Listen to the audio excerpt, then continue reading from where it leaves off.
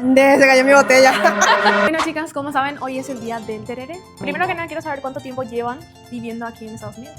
Bueno, yo llevo, ya van a ser 26 años. Oh, es muchísimo. Sí. 21 va a ser. Yo va a ser 26 años también aquí. ¿Siguen tomando tereré en sus casas? ¿Sus hijos conocen esta bebida o ya han perdido las costumbres? Así totalmente, nuestro hijo en el verano especialmente, un tereré. Se encanta el tereré a mis hijos, pero una de las cosas que más disfrutamos es cocido todas las mañanas. Oh. Y cuando podemos, veggiú, para el desayuno Deliciosa. o para la tardecita, la merienda, ese momento que uno quiere recordar algo. A mis hijos especialmente le encanta el tereré, especialmente a mi hija mayor. En casa todos los domingos, tradición es chip and veggiú.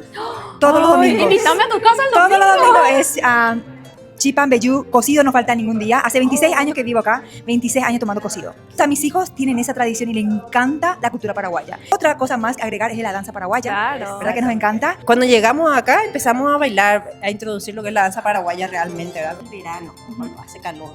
Cada una de nosotras ya empieza a traer nuestro tereré en las presentaciones, en los festivales, y no hay nada más refrescante que un rico tereré bien frío.